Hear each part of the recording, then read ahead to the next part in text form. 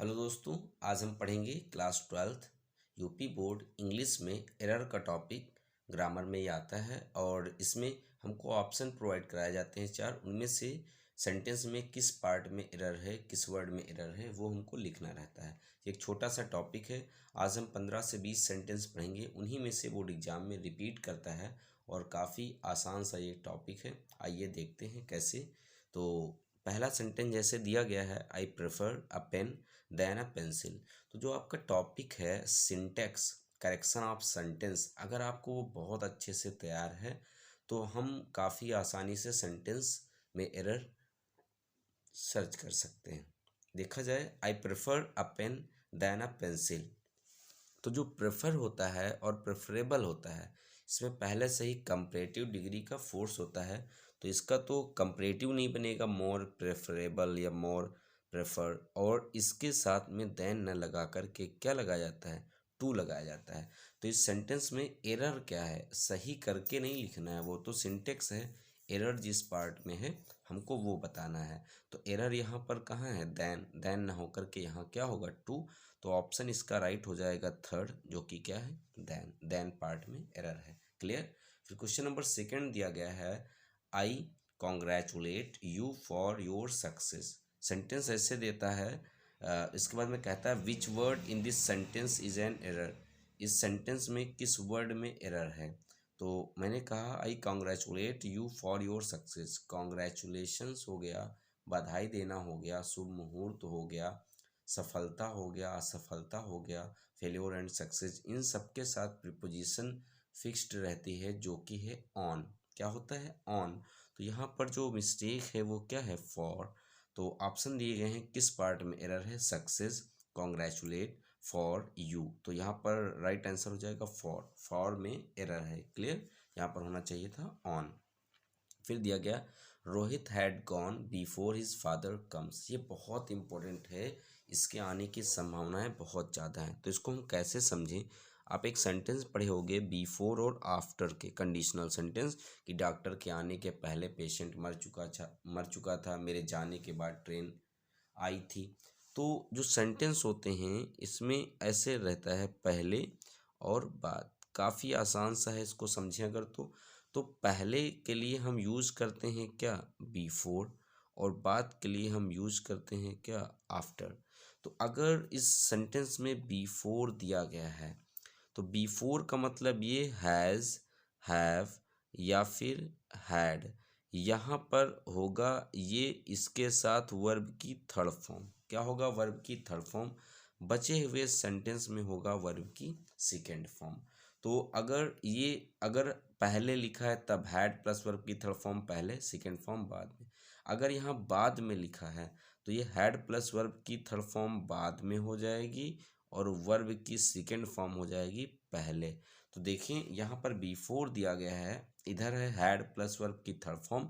तो बचे हुए सेंटेंस में बिफोर के बाद जो आएगा वो कम्स ना होकर के सेकेंड फॉर्म क्या हो जाएगा, केम हो जाएगा। तो इसमें जो मिस्टेक है, जो एरर है, वो किस में है, कम्स में। आगे वही सेंटेंस में क्वेश्चन था, तो अब आगे क्वेश्चंस रिपीट ऐसे नहीं करेंगे कि which word in this sentence is an error. ये एरर का टॉपिक है तो मैं सेंटेंस केवल राइट कर रहा हूँ, इनमें आपको एरर बताना है। क्लियर। तो इसमें जो एरर है वो क्या है, कम्स। कम्स ना होकर के यहाँ क्या होगा, केम होगा। Clear.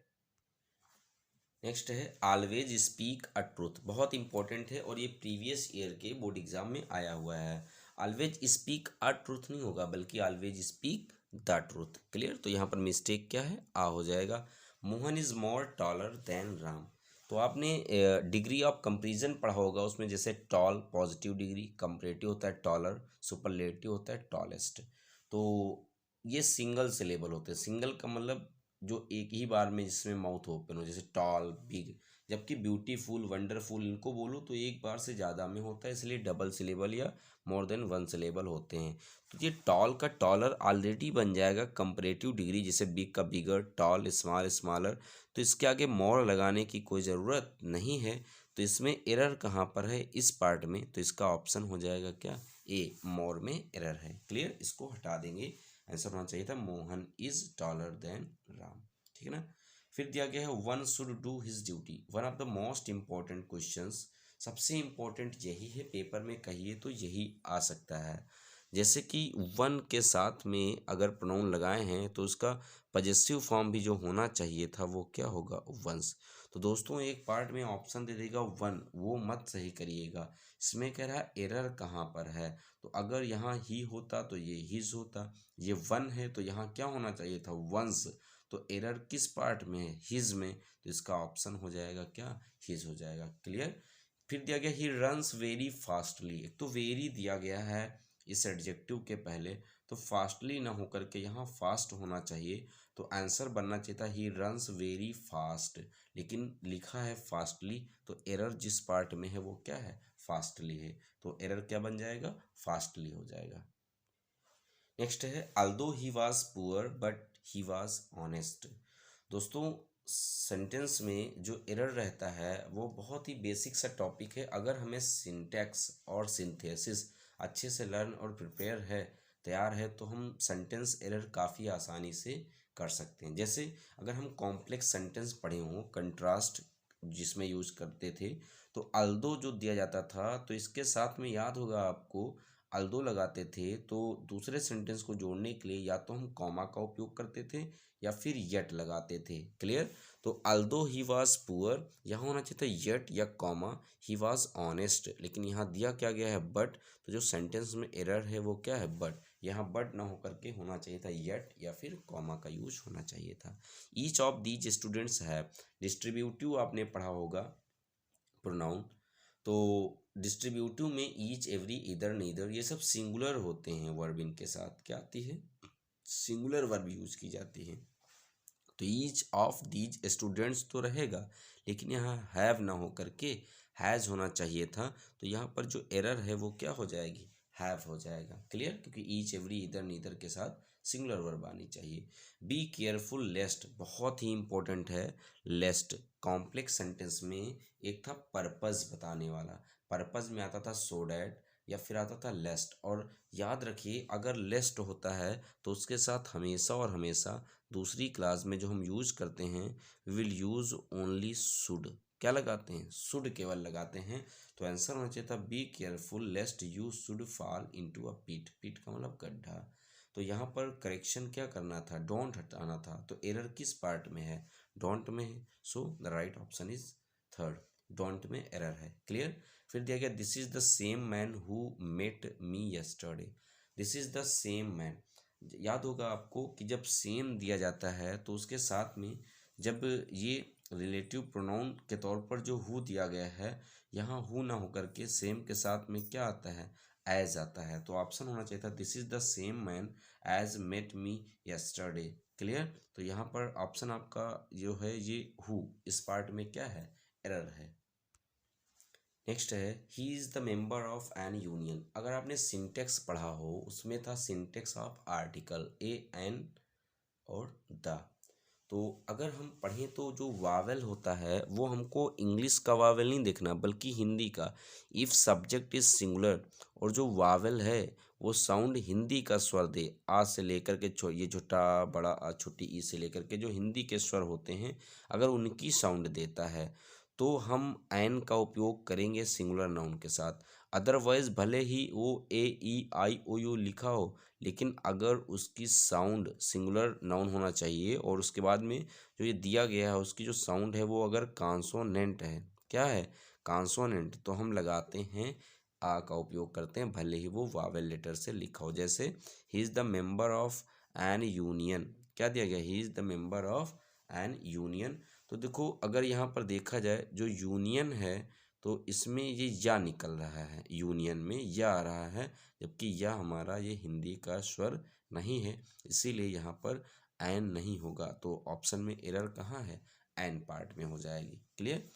It is I who is your best friend, it is I, अगर ये जो सब्जेक्ट है अगर वो वर्ब का पार्ट हो, ठीक है ना, ये जो रिलेटिव प्रोनाउन है अगर वो वर्ब का पार्ट हो, it is I who is your best friend, तो अगर देखा जाए यह मैं हूँ, who is your best friend जो तुम्हारा अच्छा दोस्त हूँ, तो बेस्ट हु जो लिया गया वो किसके लिए लिया गया है, आई के लिए, तो जो ये रिलेटिव प्रोनाउन है इसकी जो वर्ब आएगी वो इसके पास वाले सब्जेक्ट के अकॉर्डिंग होनी चाहिए। तो यहाँ पर इज ना होकर के क्या होना चाहिए था, एम। सो इसमें जो एरर है वो किस पार्ट में है, इस वाले में। तो इट इज़ आई, ये तो सही था। आई केवल है होगा नहीं, बेस्ट में है नहीं, तो ये ऑप्शन इसका हो जाएगा हु इज। क्लियर, इसमें एरर है। फिर दिया गया है she came latter, latter LATTER, latter का मतलब होता है बाद वाला। He came later than I expected, वो आया देर में मुझसे या जैसा मैं आशा कर रहा था। तो लेटर का मतलब बाद वाला नहीं, बाद में आया। तो यहाँ जो एरर है LATER लेटर होना चाहिए था, ना कि LATTER। So the error part is first, first part में एरर है लेटर में। क्लियर। फिर दिया गया he is the most perfect gentleman, perfect जो होता है वो ऑलरेडी अपनी पीक पोजीशन पर रहेगा, उसमें हमें मोस्ट लगाने की कोई ज़रूरत नहीं है। तो आंसर होगा ही is the perfect gentleman. So error किस में है, यहाँ पर मोस्ट पार्ट में हो जाएगी। नेक्स्ट दिया गया है if I were him, if I were him I should not go. If I were him ये सब्जेक्टिव केस में है। तो जो दूसरा जो इससे कंपेयर कर रहा है वो भी किस केस में होना चाहिए था, सब्जेक्टिव या नॉमिनेटिव केस में। तो कहना चाहिए इफ़ आई वर हिम ना होकर के इफ़ आई वर ही होना चाहिए था। तो यहाँ पर जो एरर है वो किस पार्ट में है, यहाँ पर है। तो जो ऑप्शन हो जाएगा वो क्या हो जाएगा, थर्ड पार्ट हो जाएगा।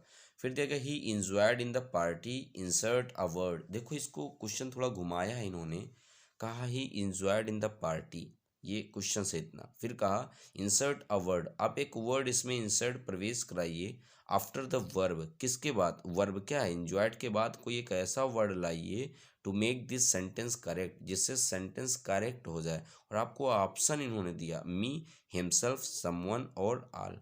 अगर आपको पता हो प्रोनाउन, एक पढ़ा था इम्फैटिक और एक पढ़ा था रिफ्लेक्सिव। मैंने लॉजिक बताया था कि इम्फैटिक में जो होता है वो ई पहले आता है आर बाद में, अगर देखें तब, इसीलिए तब वो सेल्फ फॉर्म लगाते हैं वर्ब के पहले।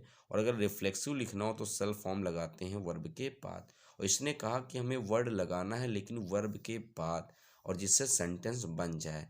तो इसको हम रिफ्लेक्सिव में बना लें, ही का जो यहाँ से बनाएंगे ये क्या बन जाएगा, हिमसेल्फ। तो इसमें हम एड क्या कर दें, हिमसेल्फ की ही enjoyed himself in the party, पहले भी लगा सकते थे लेकिन उसने कहा आपको लगाना है वर्ब के बाद। So the option is second right. Clear. तो इसके बाद दिया गया opportunity knocks eight on the door, अवसर दरवाजा खटखटाता है। और रियल में आंसर क्वेश्चन ये था opportunity knocks on the door but once, ठीक है ना, ये क्वेश्चंस लिखा था बट वंस। तो इसमें पूछा एरर क्या है। दोस्तों याद रखिए नॉक्स के साथ यहाँ पर जो प्रीपोजिशन आनी चाहिए थी एट होनी चाहिए थी, कि opportunity knocks at the door. So जहाँ पर एरर है वो पार्ट क्या हो जाएगा, ऑन हो जाएगा।